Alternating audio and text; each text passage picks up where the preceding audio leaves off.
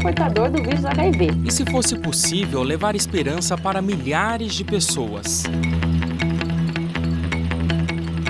Juntos, nós podemos. Invista neste canal. Invista em um mundo melhor.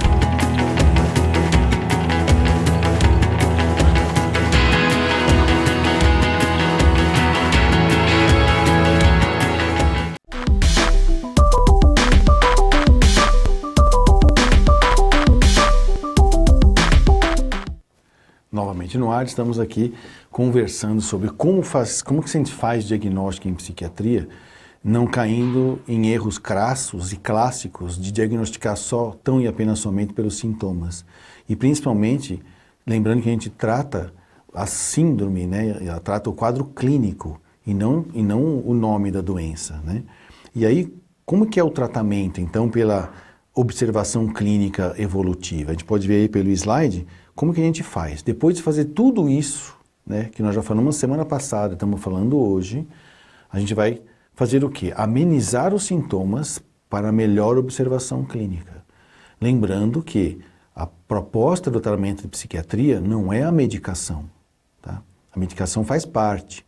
Ela é praticamente 25% do tratamento em psiquiatria. Todo o restante do tratamento, além do biológico, psicológico, social, espiritual e espírita, também faz parte do tratamento.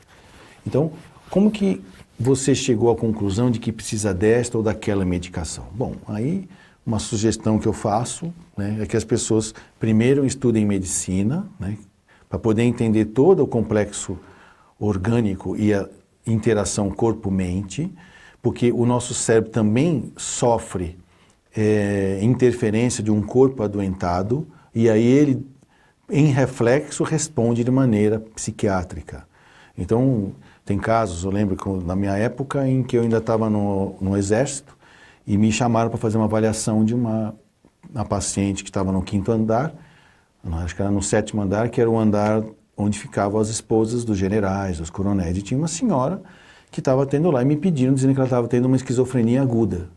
Falei, bom, esquizofrenia não começa com 70 anos de idade, né?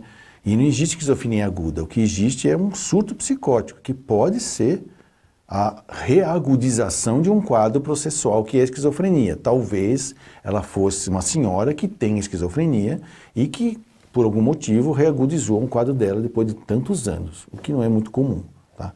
Mas eu fui lá ver, certo? E aí o que acontece? Conversando, tirando informações, vai ler o prontuário, conversa com a enfermeira, e conversa com o acompanhante, comecei a perceber que ela estava ofegante.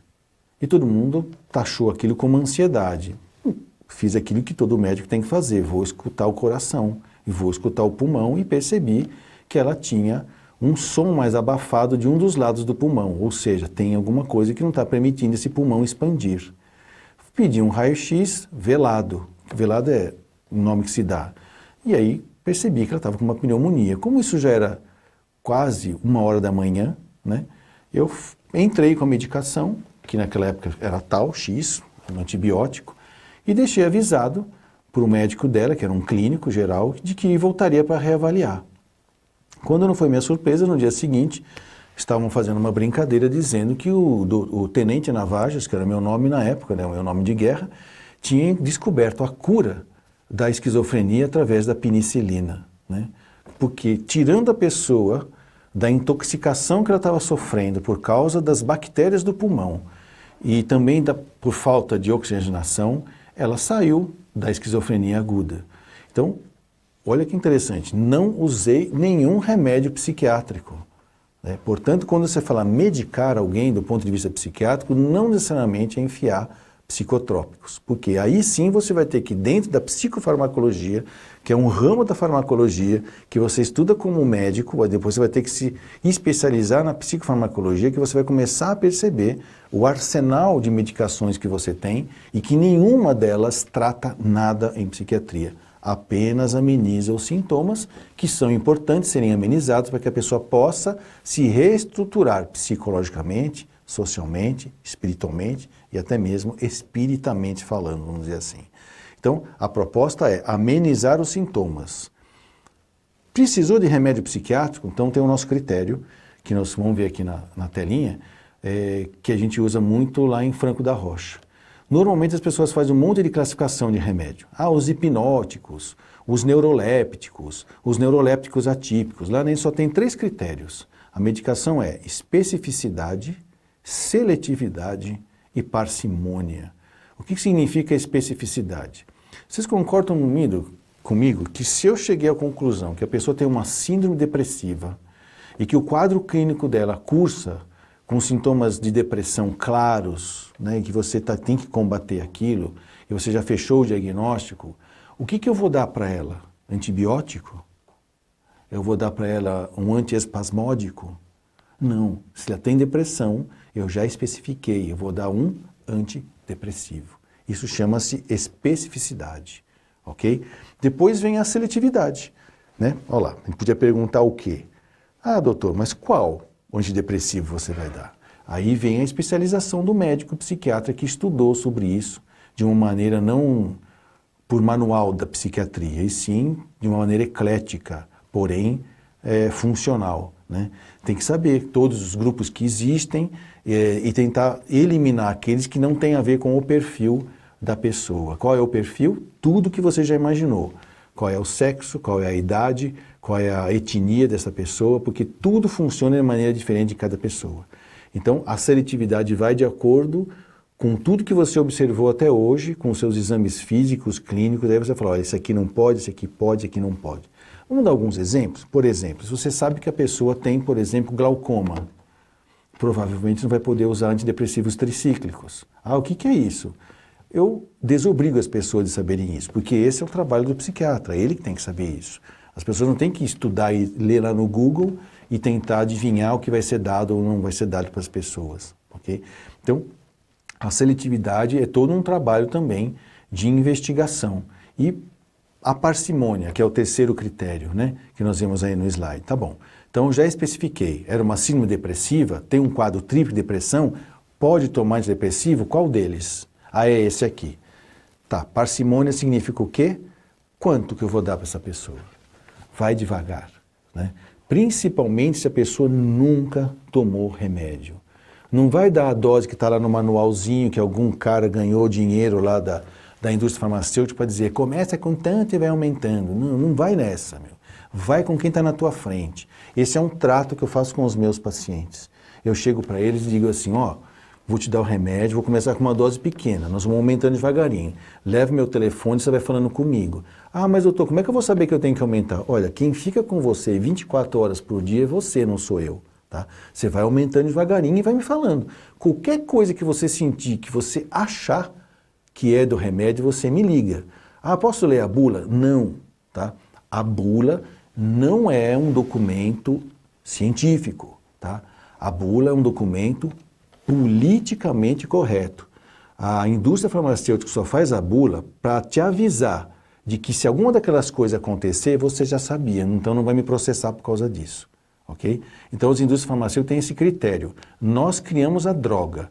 Quem se responsabiliza pelo resultado é o médico.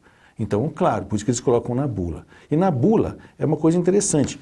Tem coisas que não tem nada a ver. Vou dar um exemplo bem caricaturizado para a gente poder entender. Por exemplo, tem gente tomando antiespasmódico para cólica menstrual.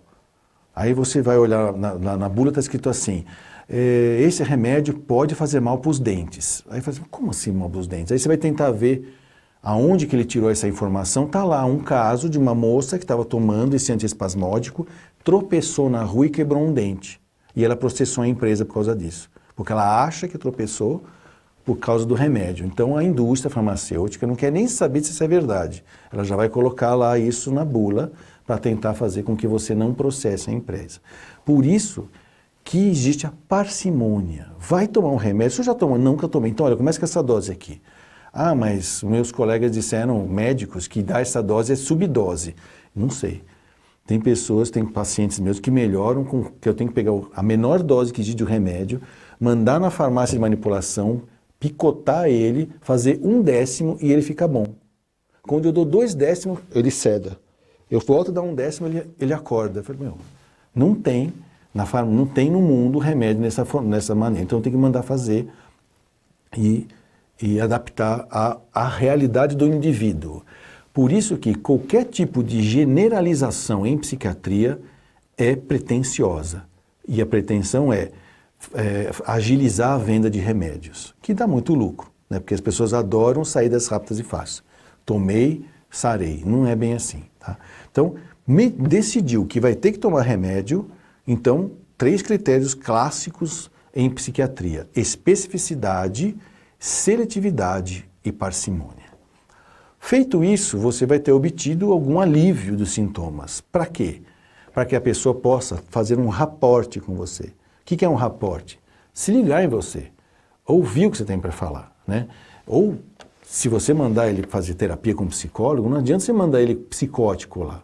Se bem que tem psicólogos especializados em apoio psicológico em pessoas com surto psicótico, tá? Mas isso não é terapia. Isso é um tratamento do agudo, do tratamento da situação aguda, vamos dizer assim, até que a pessoa melhora, e aí nós vamos querer investigar, aprofundar, compreender aquela situação que se apresentou para aquela pessoa, a ponto de que ela entrou num surto e precisou ir tomar remédio para sair do surto, ou da crise depressiva, ou de qualquer situação que a tirou do seu trabalho mental estável. E aí tem 3 coisas que a gente pode fazer como médico, vamos dizer assim, dentro desse apoio psicológico, que eu escrevi aí, que eu só vou citar, porque eu acho que nós estamos pertinho do nosso intervalo. Coloca para mim o slide, nós vamos ver o apoio psicológico, é o anterior ainda, tá? Esse é o próximo. Existem 3 coisas psicológicas que você pode fazer: psicoagogia, psicopedagogia e psicoterapia, ok? São coisas que as pessoas às vezes talvez não saibam qual é a diferença, né? E acabam se confundindo, principalmente quando estão diante de um médico ou diante de um psicólogo que está especializado em transtornos mentais, né? Porque nem todo psicólogo é especializado em transtornos mentais. Então nós vamos comentar com ele. Depois que a gente fez esse apoio psicológico, a gente tem que estar sempre acompanhando aquele paciente de em tempos para ver como que ele evolui. E às vezes você pode ficar pasmo e falar assim: putz, errei no diagnóstico. E às vezes nós psiquiatras, ou eu, psiquiatra, fico muito contente quando eu erro o diagnóstico, porque muitas vezes a gente, em psiquiatria e em medicina, a gente só faz diagnóstico se pensar no pior, sabe? Então, se você não pensar no pior, você come bola. Então, como a gente fala brincando, uma pinta sempre é um melanoma, até prova em contrário, ok? Então, um surto, eu tenho que ficar, putz, será que é o primeiro surto de uma doença processual? Eu vou ter que pensar nisso. E aí eu fico pensando, nas próximas vezes que eu vou ver o paciente, eu fico contente quando eu percebo, puxa, eu errei, não era nada daquilo, é mais fácil, é coisa benigna, é uma coisa melhor de se tratar e que compromete menos a pessoa. E essa possibilidade só se faz se você tem essa disposição a fazer a revisão diagnóstica e tem a humildade o suficiente de admitir para o seu paciente que você ainda não sabe o que ele tem, ou que se deu um diagnóstico, mas voltou atrás, no sentido de que, olha, observando você melhor, como sou eu que estou te acompanhando, ó, você realmente não tem esse diagnóstico, não tinha esse diagnóstico, então estamos revisando, ok? Vamos para o nosso intervalo, nós vamos voltar aqui para falar um pouquinho então desses diagnósticos em si e o que são cada uma dessas coisinhas aqui de psicoagogia, psicopedagogia e psicoterapia, que não é coisinha não, a gente volta já já.